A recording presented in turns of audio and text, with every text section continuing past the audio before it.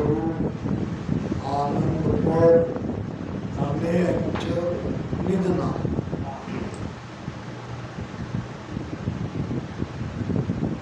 महाराज का एक ग्रंथ है। अब प्रश्न ये आता है कि सत्स्वरूप आनंद पद कहाँ है? जो बाहर है वो भीतर है।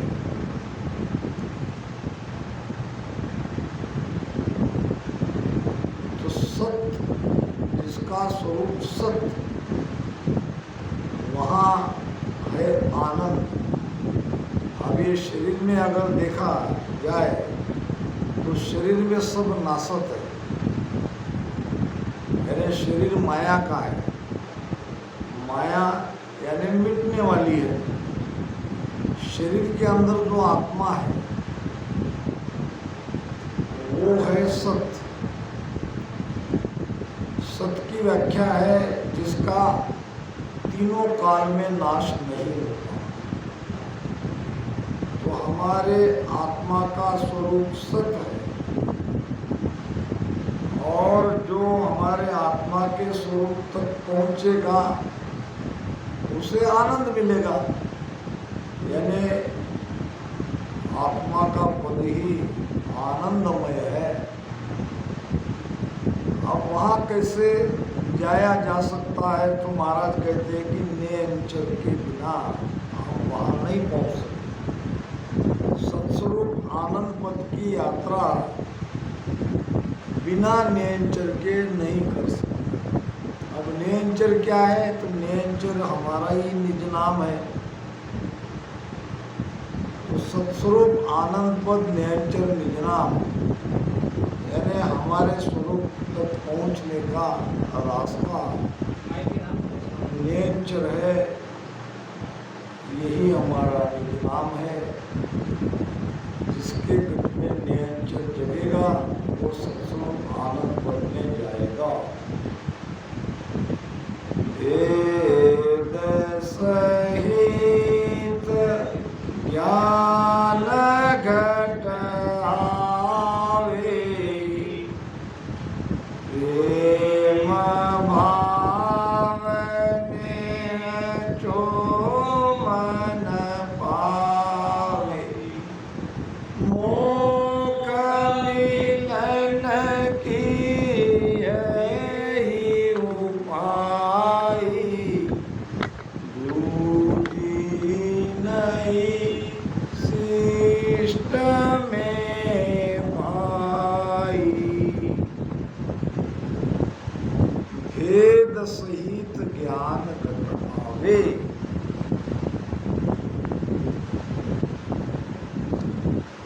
ऐसा ज्ञान जो भेद के साथ जब घट में आ जाता है तब हमें विश्वास होता है। कई ज्ञान ऐसे हैं जो हम समझ तो लेते हैं मगर वहां पहुंचने का भेद नहीं मिलता। भेद न मिलने से वो समझा हुआ ज्ञान भी अधूरा ज्ञान कहलाएगा। तो ये ऐसा ज्ञान जो घट के भीतर में प्रकटता है, और वो घट के भीतर में कैसे प्रकटता है? जब उसका भेद का पता हमें लग जाता है तो फिर भजन सुमिरन के लिए उसको कहना नहीं पड़ता, वो स्वतः ही बैठ जाता है। क्योंकि अब उसे भेद मिल गया। जो ज्ञान घट में प्रकटता है उसका भेद जब मिल जाता है तो प्रेम और भाव से मन में निश्चय लाके वो भजन सुमिरन करता है और जो प्रेम और भाव से मन में निश्चय के साथ में जब भजन में बैठ जाता है तो वो ज्ञान प्रकटता है, क्योंकि उसका भेद मिला हुआ रहता है। तो कोई चीज किसी भी गांव में हमको जाना है, गांव का आता पता अगर ठीक तरह से मिल गया तो फिर चलना ही रह जाता है। चलते चलते एक दिन मंजिल तक जरूर पहुंचेंगे। इसी प्रकार ये सत्स्वरूप आनंद पद की भक्ति है। सद्गुरु इसका भेद बताते हैं। जब पहुंचे हुए सद्गुरु इसका भेद बताते हैं, और जिसको सत्स्वरूप आनंद पद में जाना है वो प्रेम और भाव के साथ मन में निश्चय करके जब भजन सुमिरन करता है तो महाराज कहते हैं कि वो बंधन से मुक्त हो जाएगा, उसका मोक्ष हो जाएगा। और मोक्ष प्राप्ति का यही एक संसार में मार्ग है, दूसरा कोई रास्ता नहीं है। मोक्ष मिलन की यही उपाय और दूजी नई शिष्ट में आई। ओ तो जीव ब्रह्म सुन होई, याको पकड़ सके नहीं कोई, सब ही कर्म जीवन साया, सुख के काज जगत हो आया। वो तो जीव ब्रह्म सुन होई। अब जीव क्या है ये समझने के पहले हमको ब्रह्म क्या है ये समझना पड़ेगा। एक है माया जो आकार है, दिखती है, और एक है ब्रह्म जो निराकार है, जो दिखता है। ये ब्रह्म और माया से ये जीव पैदा हुआ है।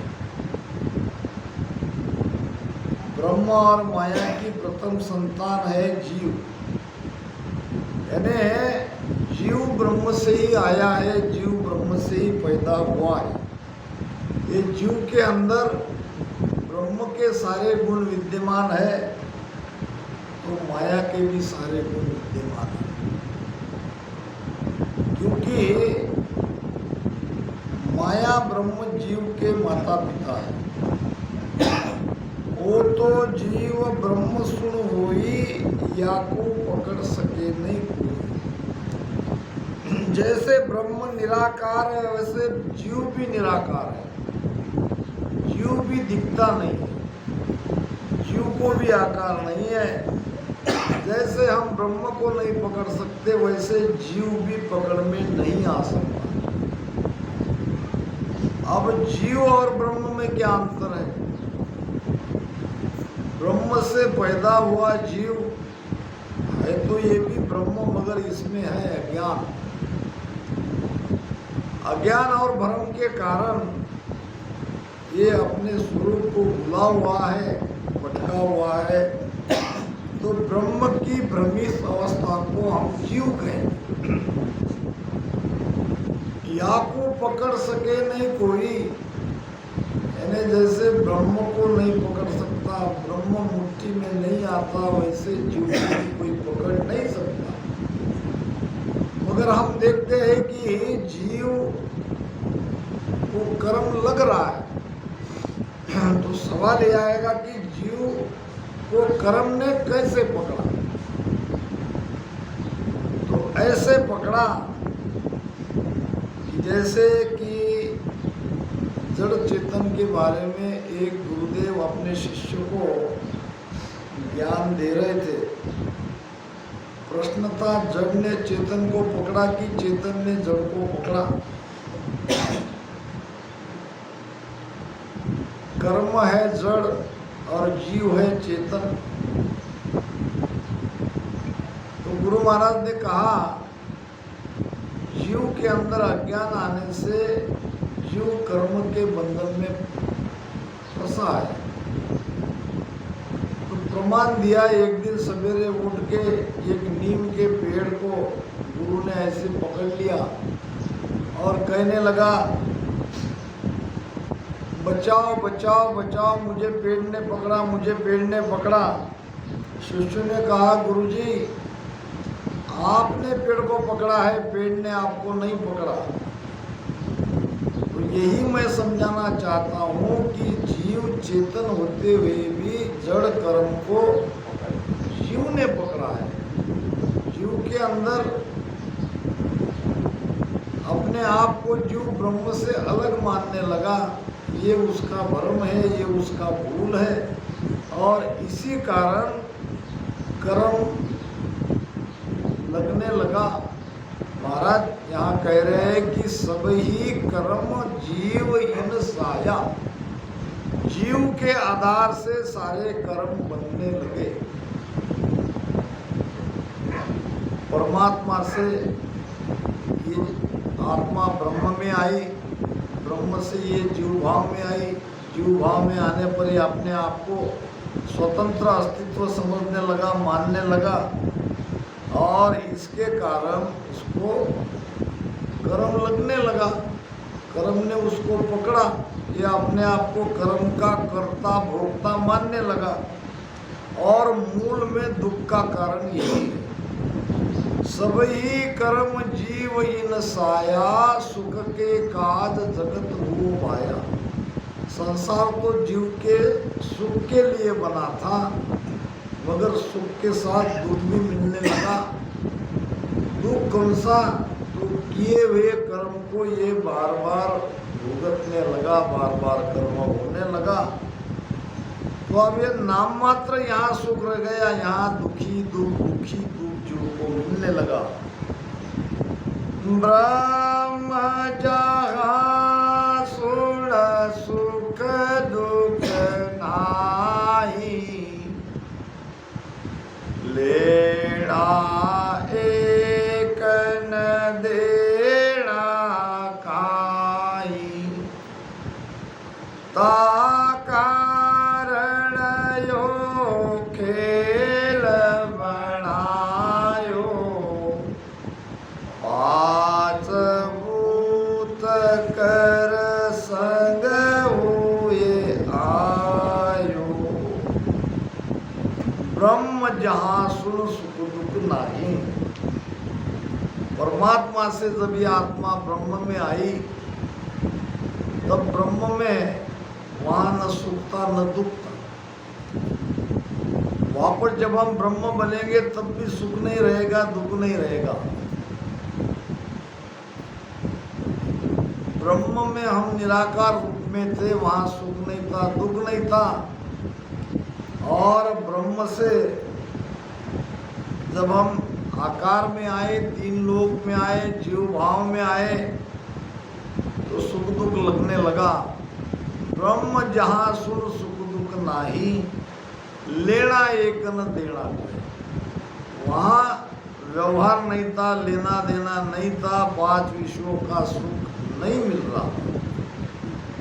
तो ये पांच विषय का सुख मिलना चाहिए, इसके लिए ये खेल बना है। कौन सा खेल बना है? ये जगत, ये संसार, ये सृष्टि परमात्मा के लिए एक खेल ही है। हम इसे सत्य मान रहे हैं, मगर वास्तव में ये सत्य नहीं है। ये भी परमात्मा का एक खेल है, और सारे सूत्र उसके हाथ में है। वो सूत्रधार है और हम उसके खिलौने हैं, हम खेल रहे हैं। जिसको जहाँ कहा गया वहाँ जा रहा है, खेल रहा है। और वास्तव में देखा जाए तो खेल के सिवाय ये संसार कुछ नहीं है। तो इसी जगत रूपी खेल में 5 विषयों का सुख तो मिल ही रहा है, तो 5 विषय का सुख मिलने के लिए ये संसार की रचना हुई। ता कारण यो खेल बनायो, 5 भूत कर संग हुए आयो। 5 भूत यानी 5 तत्व, पृथ्वी, जल, अग्नि, वायु, आकाश, ये 5 तत्व के साथ ये चेतना आई। इस चेतन को 5 तत्वों के कारण आकार पैदा हुआ और आकार में आने पर इसको ये सुख मिलने लगा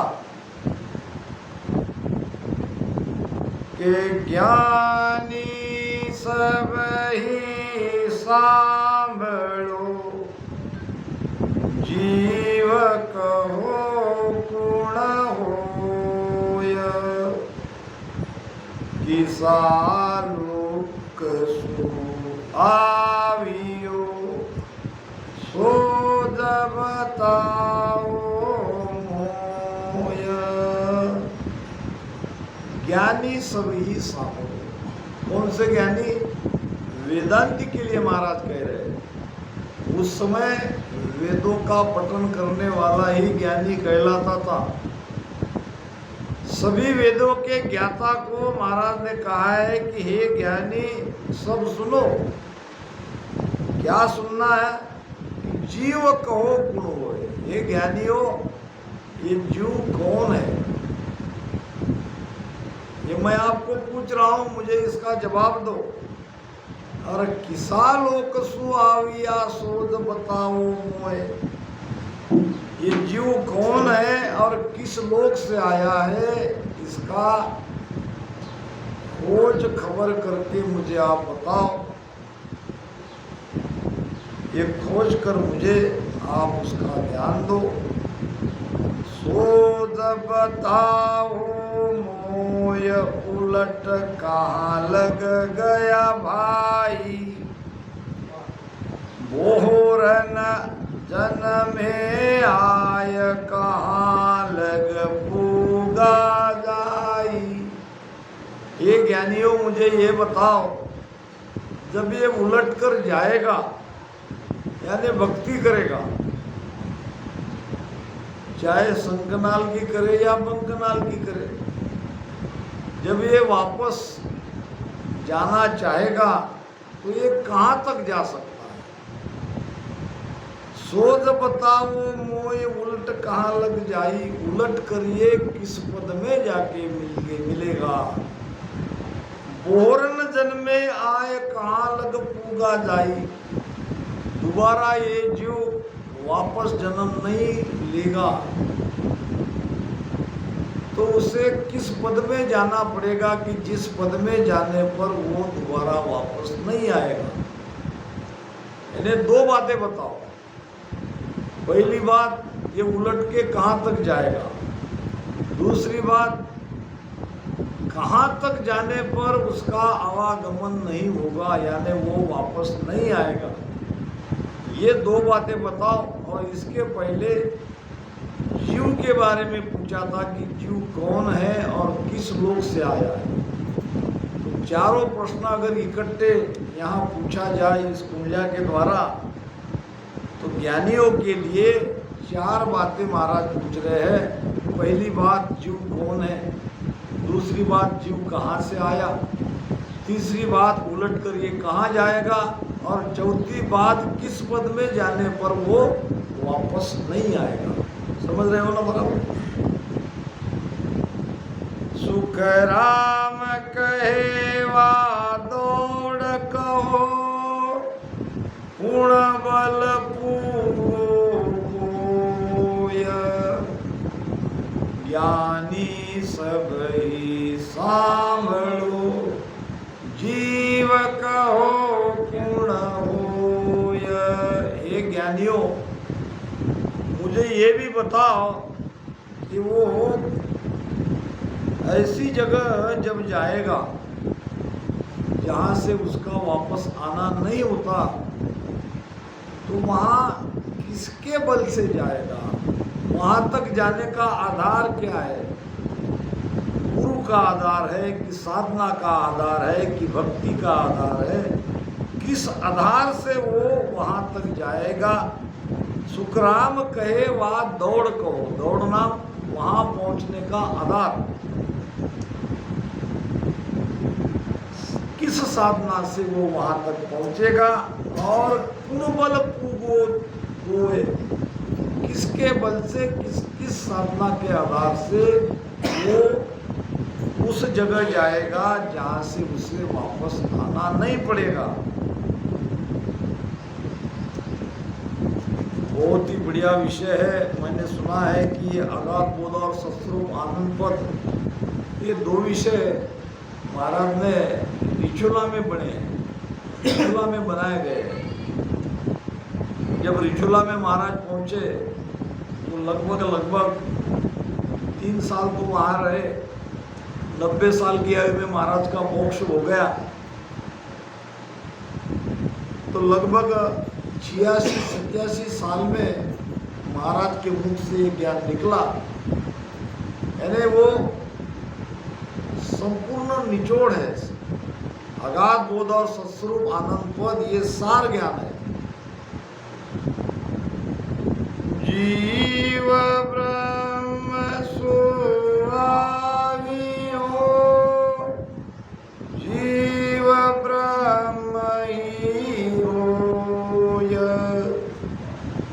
तो फिर आसी जाय कर तामे फेर न कोय। अब उत्तर देने के पहले महाराज प्रश्न के साथ में और भी एक ज्ञान पूछ रहे हैं। वो ज्ञान ये है कि जीव ब्रह्म सु आवियो, जीव ब्रह्म ही होए। जीव अगर ब्रह्म से ही आया है या जीव ब्रह्म ही है, तो जब ये जीव ब्रह्म में जाएगा तो वहां से तो वापस आएगा। क्योंकि जहाँ से वो आया है वहाँ तक अगर हम वापस जाते हैं किसी भी साधना से, जहाँ से जीव आया है वहाँ तक अगर हम जाते हैं तो वहाँ से आना पड़ेगा। ये तो सिद्धांत है और इसको डिटेल में समझेंगे। सृष्टिकर्ता ब्रह्म से ये जीव पैदा हुआ। उसके पहले तो हम परमात्मा में थे। परमात्मा को ऐसा लगा कि जैसे हर पिता को अपने बेटों के बारे में लगता है कि हमारे बेटा है, सुख से रहे, तो परमात्मा को भी लगा कि हम सभी आत्माएं परमात्मा की संतान है, परमात्मा के बेटे हैं। तो परमात्मा को लगा कि बेटों के लिए सुख मिलना चाहिए, तो सभी आत्मा को सृष्टिकर्ता ब्रह्म के झोली में डाल दिया इसने। परमात्मा किसके लिए? कि इनके लिए सृष्टि की रचना करो और इनको आकार में डालो, स्त्री पुरुष पैदा करो और इनको सुख मिलना चाहिए, ऐसी सारी व्यवस्था करो। तो सबसे पहले जीव आया है पार ब्रह्म परमात्मा से, सृष्टिकर्ता से, क्योंकि उत्पत्ति वहीं से है। तो महाराज यहाँ ये पूछ रहे हैं कि अगर वो सृष्टिकर्ता ब्रह्म से जीव आया है, अगर हम भक्ति कर रहे हैं, साधना कर रहे हैं और वापस सृष्टिकर्ता ब्रह्म तक ही जा रहे हैं, तो वहाँ से तो हमको आना पड़ेगा, क्योंकि पहले हम वहीं से आए थे। तो जीव ब्रह्म सु आवियो, जीव ब्रह्म ही होए, तो फिर आसी जाय कर तामे प्रेरण। बिल्कुल पक्की सिद्धांत की बात है। अगर सृष्टिकर्ता ब्रह्म तक की भक्ति हम करते हैं, वापस ब्रह्म में जाके मिलते हैं, तो वहाँ से आना पड़ेगा, क्योंकि वहाँ से आने की रीत है। तामे फेरन कोय जीवयो सायब होई, स्वयं जीव सृष्टिकर्ता परमात्मा के पद में मिल गया, यानी वो सृष्टिकर्ता ब्रह्म भी हो गया, तो फिर आसी जाय रीत आदु कौतो ही, आदि अनादि की ये रीत है, वहाँ से वो आया था और फिर आएगा। सुख राम आद घर पहुँचिया, निर्भय किस विध होय, जो पेली सुहावियो, तो अब क्यों नहीं आवे जोय। तो संसार के अंदर में ये सृष्टिकर्ता ब्रह्म तक का जो ज्ञान है, ये सबसे ऊंचा ज्ञान माना गया है। महाराज कहते हैं कि बिल्कुल ये ऊंचा ज्ञान जरूर है, मगर वहाँ से पहले तो आया था, जब वहीं तक हम पहुँचेंगे तो वहाँ से तो आना पड़ेगा। यानी भक्ति करने का उद्देश्य अगर आवागमन मिटाना है, वापस गर्भ में नहीं आना है, तो इस पद से भी आगे दूसरे पद तक जाना पड़ेगा। यहाँ तक जाएंगे तो यहाँ से वापस आना पड़ेगा। सुखराम आद घर पहुँचिया, निर्भय किस विध होय। वहाँ से काल से कैसे निर्भय हो सकते हैं? वहाँ तक तो काल है, वहाँ तक तो आना जाना है, वहाँ तक तो इच्छा है। जैसे पहले आया वैसे अब भी जाके आएगा। यानी उस पद के अलावा कोई और पद होना चाहिए जहाँ जाने पर जीव का आवागमन मिटेगा। ब्रह्म अस्थिर के स्थिर सदा, सुन ज्ञानी कहे मोय, करने हारो ब्रह्म है, कण माया कहूँ तोय, कण माया कहूँ तोय, अरत हो सोद बताओ। अब दूसरा प्रश्न ज्ञानियों के लिए, वेदांतियों के लिए बहुत ही बढ़िया प्रश्न है। आप सभी ध्यान से पहले प्रश्न को समझो, उत्तर तो महाराज आगे देंगे। ब्रह्म अस्थिर के स्थिर सदा, ब्रह्म स्थिर है कि अस्थिर है? स्थिर समझते हैं? स्थिर क्या राजेश? एक जगह पे ठहरा, ये है स्थिर। यहाँ से ये कहीं आता जाता नहीं है, ये है स्थिर। और अस्थिर किसको कहेंगे? जो जाता है, आता है, जिसमें हलचल है वो है अस्थिर, यानी चेतन। और जो एक जगह रुकता है वो है स्थिर, यानी जड़। पत्थर जड़ है।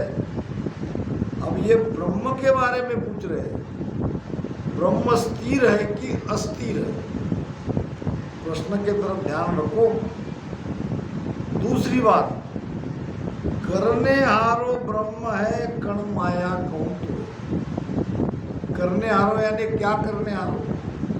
ये सब पैदा करने वाला, मिटाने वाला, जो कुछ भी करता हरता हम कहेंगे ये ब्रह्म है कि माया है? पहला प्रश्न, ब्रह्म स्थिर है कि अस्थिर है? दूसरा प्रश्न, कर्ता कर्विता ब्रह्म है या माया है? कण माया कहूँ तो यह अर्थ वो शोध बतायो, के तज सब ही ज्ञान शरण मेरी चल आओ। अगर ज्ञानी तुझे मेरे इस प्रश्न का जवाब नहीं आता है, मेरे ज्ञान का उत्तर तेरे पास नहीं है, तो ऐसा तू कह दे और मुझे कह दे कि मुझे आता नहीं और मेरी शरण में आ जाओ।